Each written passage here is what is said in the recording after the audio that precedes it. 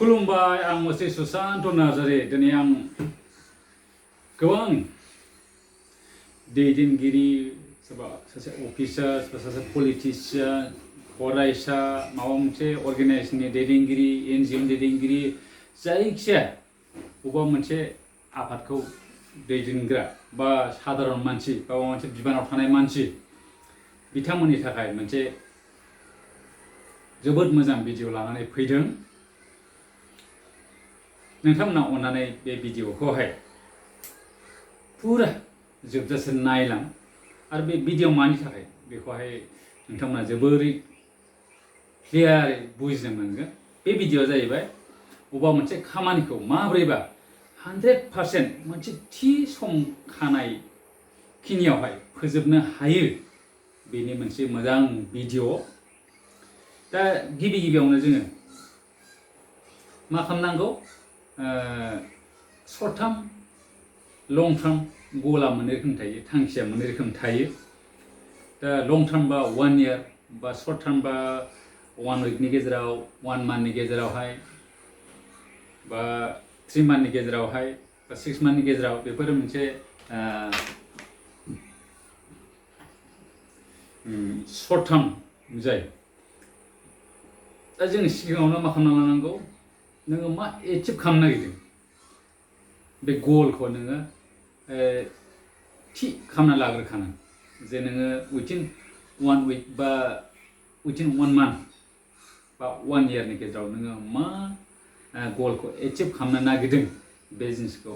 बेखौहाय सिगाङावनो थि खालामग्रोना लानांगौ आरो बेखौ लिरना लाग्रोखानांगौ। जेरैहाय आङो फरायसालि सामलाय हिसाबै जेनेबा जोंनि थांखिया थांनाय बोसोरावहाय आं मोनदोंमोन, आं लिरना लादोंमोन 100% HSLC आनजादावहाय फरायसाफोरखौ पास खालामनो।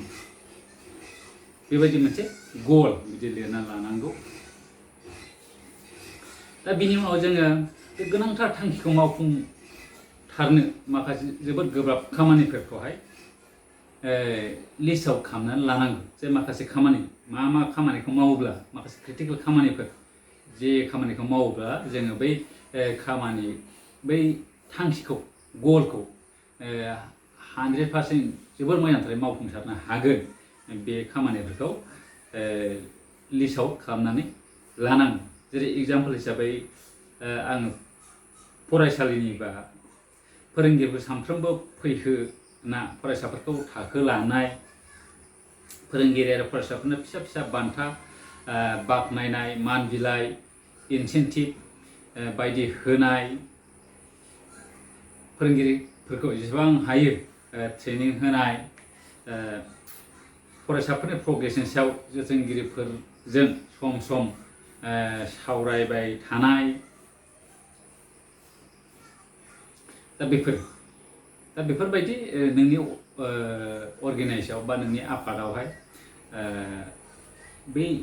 गलखौ एचिभ खालामनो थाखाय माखासे गोब्राब मावनांगौ खामानिफोर बेखौ लिस्ट आउट खालामनानै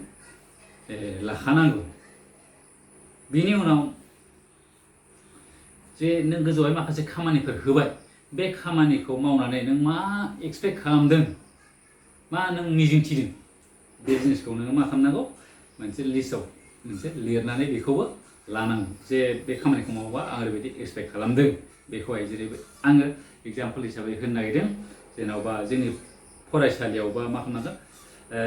जुदि गोजौनि खामानिखौ मावोब्ला मा जागोन, फोरोंगिरिफ्रा गावसोरनि मावनांगौखौ थिननांलायाजासे मावगोन। फोरोंगिरिफोरनि गेजेरावहाय मोनसे बादायलायनाय, गावजों गाव मोनसे बादायलायनाय आबहावा सोमजिगोन। जोथोनगिरिफोरजोंहाय खाथि सोमोन्दो थागोन आरो जोथोनगिरि माखासे जेंनाफोरखौहाय जोङो मोनथिनो हागोन बा मोनथिनानै गथ'फोरखौहाय माबोरै हेफाजाब होनांगौ बेखौहाय जोङो जोथोनगिरिफोरखौहाय सम सम बिसोरनो बिथोन होनो हागोन। आरो फरायसालिया जोबोद मोजाङै जे कार्ड दावखोलाङो। जे कार्ड बादि बियो दावखोलाङो, डेभेलप जागोन आरो ग्रथ जागोन। जुदि जोङो बेखौहाय गोजौनि खामानिखौ मावोबा जोङो नैबे खामानिफोरखौ नैबेखौहाय जोङो मा खालामनो हायो आं दा होननायफोरखौहाय जोङो मिजिं थिनो हायो एक्सपेक्ट खालामनो हायो आरो दा बेखौहाय जोङो लिरनानै लानांगोन दा बेनि उनावहाय जोङो बे मावफुंनो हानाय खामानिफोरखौ सानफ्रोमबो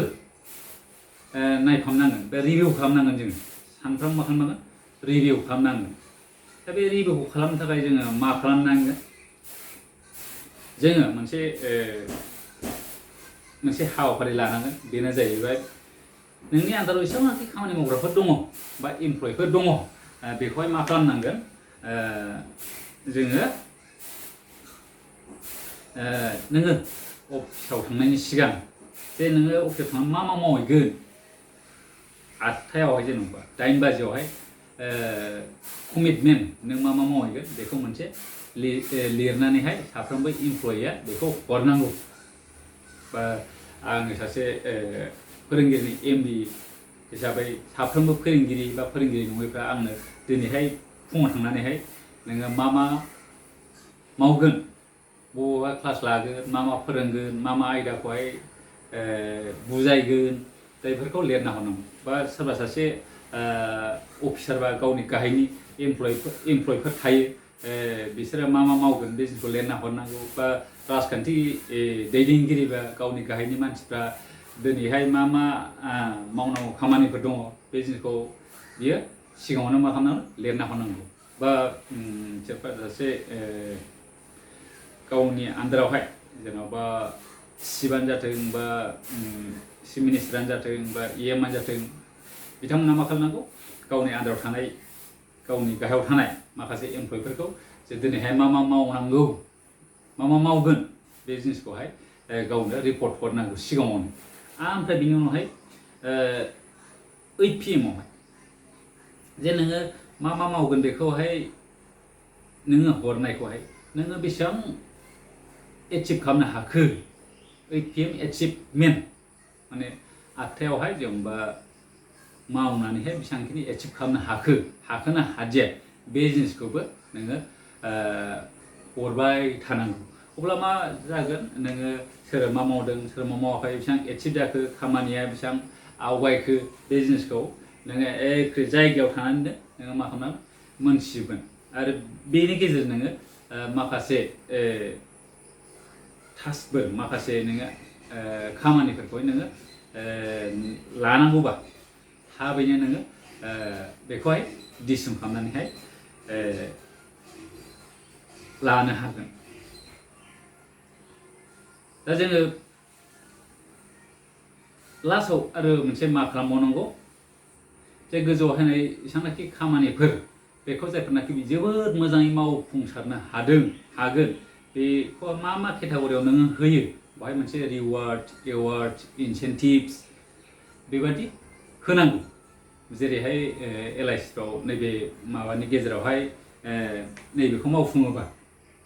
नैबेबायदि बान्था मोनगोन बेबादि माने टाइम टु टाइम बेबायदि होलांबाय थायो आरोखि दा जोंबो सोरबा सासे नोङो जुदि अर्गेनाइजेसनेल लिडार बा बे मानसिया मा खालामनांगौ जेन'बा नोङो सानफ्रोमबो जायफोरनाखि उइदाउट एनि एबसेन्ट फैबाय थादों बिथांमोना नैबे बान्थाखौ मोनगोन दा आंनि फरायसालिनि खोथा बुंबाय जेनेबा फरायसालियाव बांसिन नुजानाय फरायसा बा फोरोंगिरि बिथांमोना बान्था मोनगोन आरो जायफोरनाखि मावनां हाबाखौ थि समाव फोजोबनो हादों बा गाव मावनो लानाय खामानिखौ बिराद मोजाङै मावफुंसारदों बिथांमोननो माबा मोनसे बान्था होनाय जागोन आरो जायफोरनाखि अबेबा मोनसे मोजां आइडिया होगिरि बेनोबो जोङो मोनसे बान्था होगोन बा माबा मोनसे रिवार्डस होगोन माबा मोनसे इनसेन्टिभ होगोन बेफोरबायदिनो जोङो खालामना लानांगौ अब्ला मा जागोन माने मोनसे बिराद मोजां खामानि मावनो मोनसे गावजों गाव मोनसे बै जिनिसखौहाय मोननो थाखाय मोनसे कम्पिटिसन जालायगोन बा सेलारिफ्राबो बिदिनो जायफोरनाखि ओरैबायदि खालामबा बेना ओरैबायदि पार्सेन्ट बारायगोन दा बेफोरबायदि जानांगौ